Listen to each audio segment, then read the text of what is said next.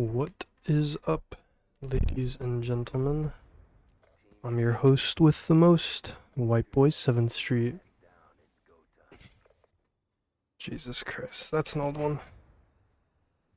Welcome back, welcome back. Today I want to be a little bit more organized. It's not as late.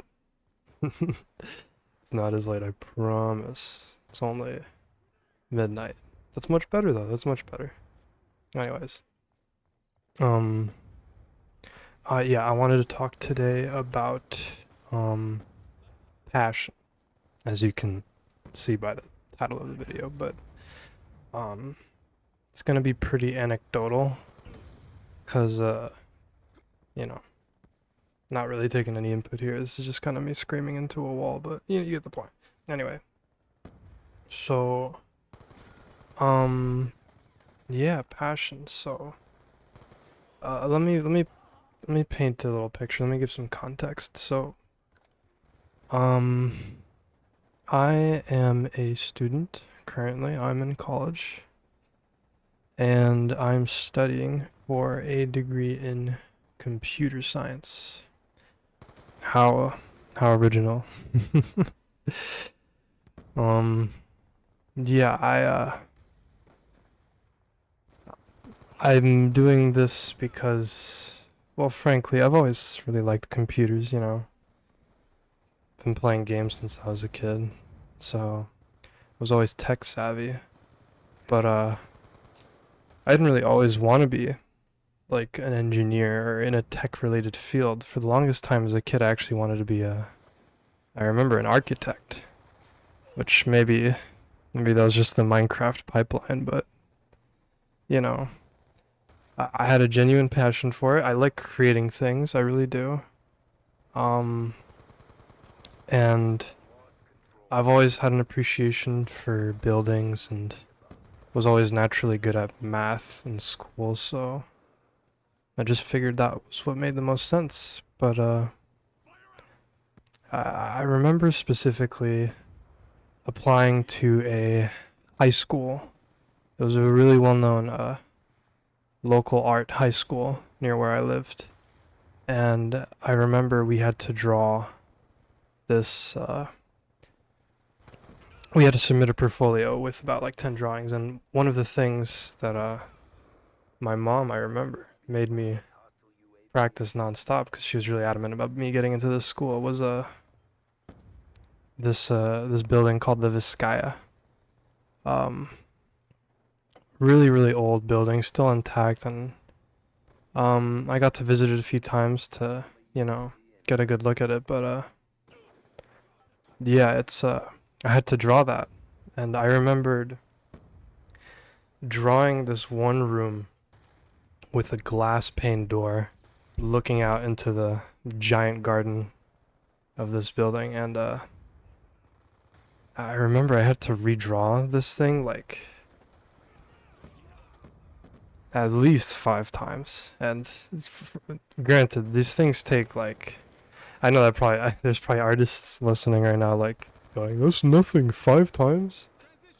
Um, but man, like sitting down, like don't get me wrong, I love drawing and all that, but sitting down for 5 hours to work on something and like break my back over this massive canvas paper, only to then be told like, "Hey, this is not good enough. There's mistakes here. Like, it looks the perspective is off here," and man, it really did a number on my motivation, my passion, if you will. And I'm not gonna lie, I think I don't remember even if I didn't get in or if I just stopped my portfolio then and there, but that was pretty much the last time I ever considered pursuing the architecture shtick. Um, yeah, so I still liked. I never really stopped liking drawing and buildings. Still have an appreciation for them, both exterior and interior. But I kind of just lost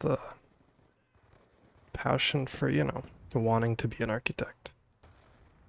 And yeah, then, you know, when school came around, I decided to pick something different, and it was around the time that I had gotten really into like the idea of being an engineer.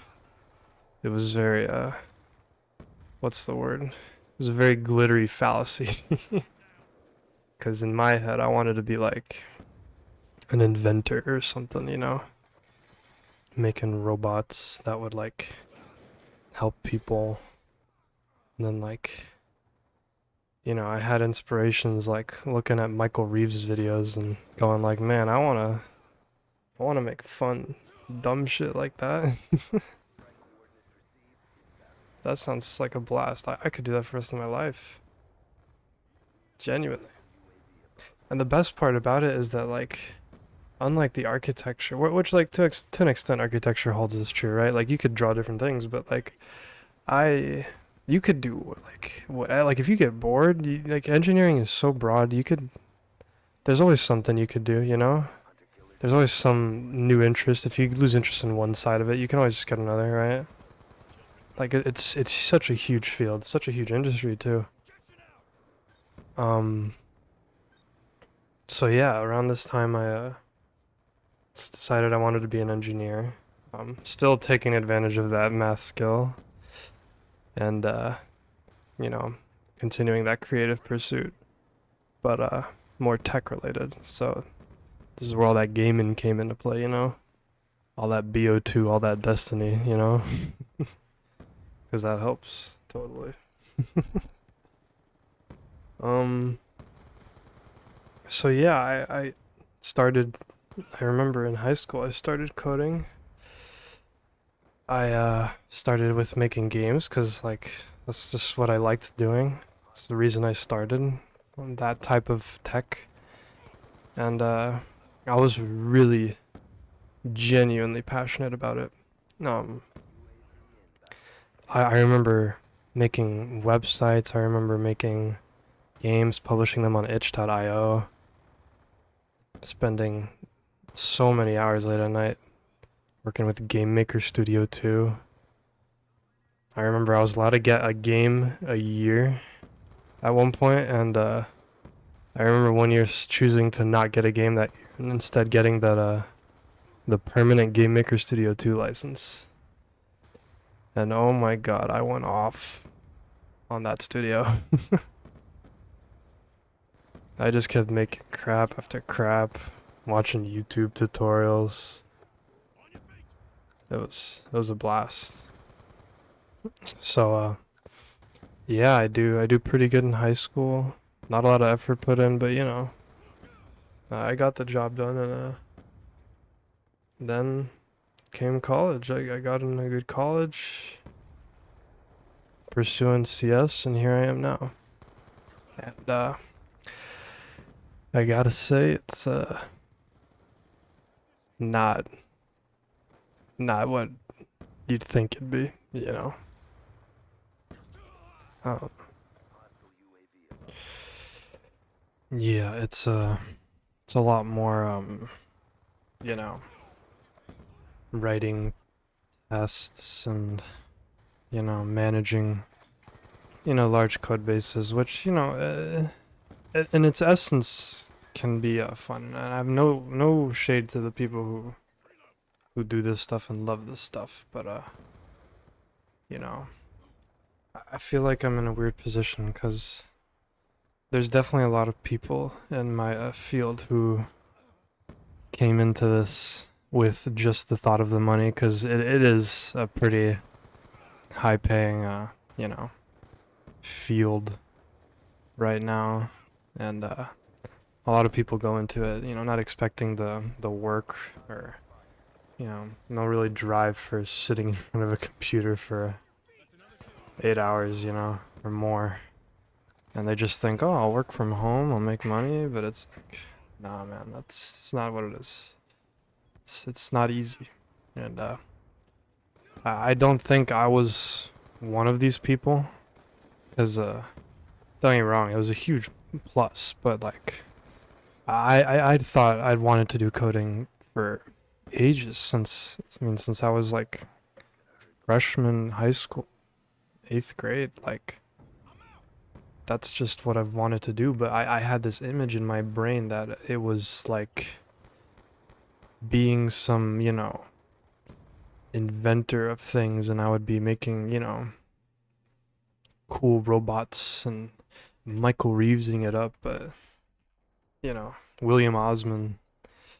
But that's not what engineering like at its core is. That's what the essence of engineering is. Like, don't get me wrong, they engineer, but that's not what a job is like. A job is, I mean, it's usually a product for several thousands, hundreds of thousands, sometimes millions of people are going to use. You got to be professional about it, and not to say that I'm not capable of doing that. It's just I don't know. There's something.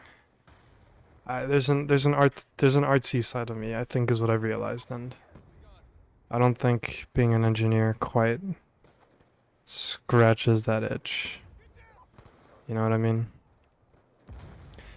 And that's kind of been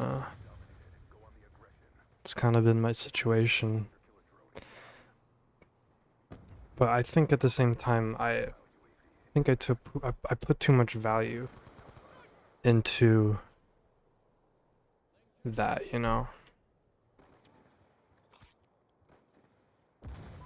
like too much value on, you know, um, getting a job that I enjoy and I'm not even moderately miserable in, over like anything else. And I've it 100% comes from a place of privilege, but I see I almost envy some of my friends, and it sounds messed up to say because it definitely seems like they had harder situations than I had, but they I see them working so hard, and like they're working so that they don't have to worry about money and stuff, and so they can get that job they've always wanted, but I, they have like such a good work ethic, and I feel like in my case I've kind of lost that. like like I said, I have so much value, and just if I don't if I feel like I'm not gonna like this, I think I'm making a decision for the next like 30 years of my life, and I think, well, I don't want to make the wrong decision. I want to make sure it's something I like, and so I I just spend so much time thinking about that, and then I end up getting like stuck, not making a decision. And I think I'm like slowly realizing it more and more. Just that, wow, that was embarrassing. Never mind.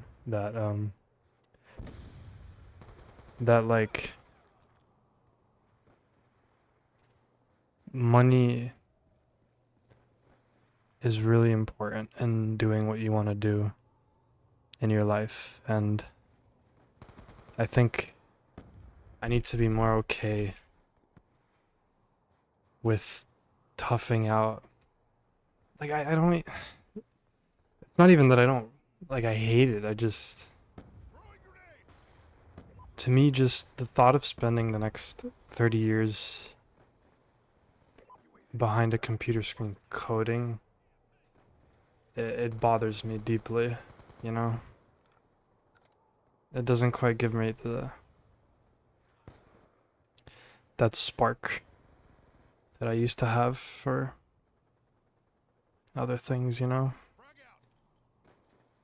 though I do like coding and creating, it's not the itch I want scratched in specific, you know. But I do think I need to tough it out and do what I need to do now, and just maybe do what I truly want to do, which is, it's stuff like this.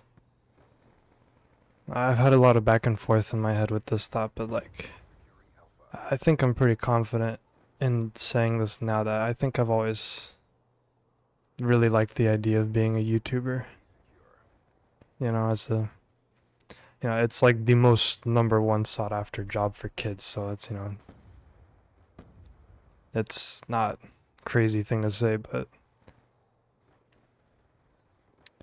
I just really think like when I say those problems I had out loud with my current situation, it just feels like this career would solve it all, you know? I get to make things. If I ever get bored, I get to make something different, you know? Hopefully people stay and watch even if I do something different. If I even get an audience doing one thing. You know, but it's versatile. It lets me be my own boss without you know, the weird entrepreneurial vibe being your own boss type jobs give. And I'm not very good, in general with, having a presence, being loud, having a voice. And it's something that I know I'm not good at, but it's like, it makes me want to do this even more, you know?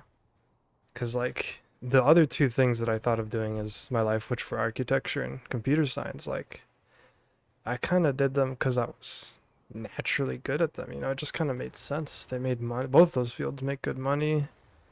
I was always good at math naturally. I'm good at, like, logic, problem solving. Do I enjoy it? Sometimes, I guess, but I feel like a lot of it's just because I'm good at it. Maybe I think that's just why I like it. Whereas, you know, talking in front of a crowd, presenting, being funny, I'm not good at that. I've never been good at that, but man, I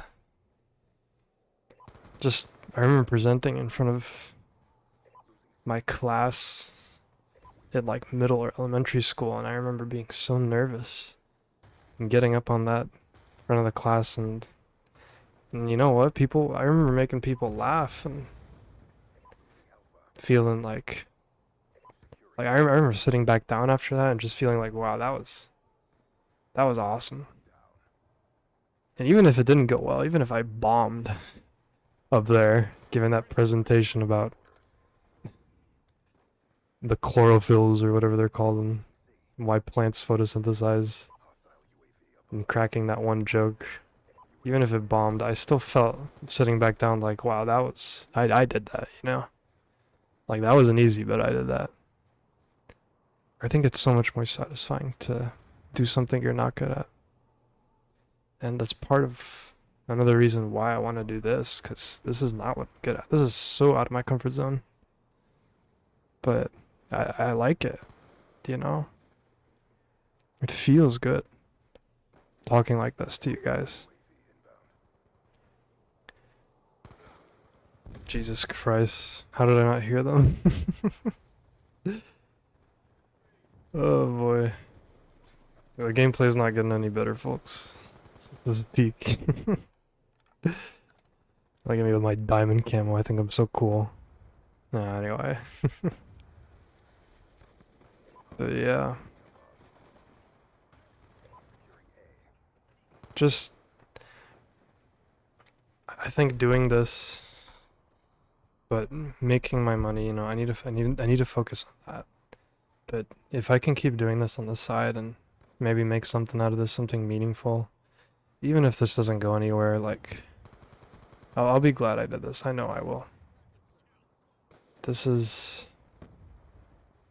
I can feel that this is the right direction. The right direction, at least for me. And I encourage, if anybody's listening and maybe they're young and they also don't know what they're doing, like, just do something you're bad at, honestly. You know? That's That's how you're gonna have the most fun with your job. And another thing I'd want to touch on is that, like, I remember, I forget the name of the video. I think it was like, I don't remember, but it was a video by John Green, and this video spoke to me deeply. Um, and in the video he talked about, you know, what to do with your life, and how, you know, he talked about how, you know, you don't need to stress so much about it because society puts this pressure on you that, like, you're gonna pick one thing and that's gonna be the thing you're gonna do for the next 30 years, and you better, you know, pick that one thing. I remember he used the analogy of like listening to one musical note for the rest of your life. It's like, yeah, you'd be really stressed if you were told to do that, you know? Thinking about which note is best, the qualities. And he made it very clear that, you know, and he has more experience in this than I do, but so I believe him, but that life isn't, in his words, a monolithic like creature, you know? It's like you can change, you know?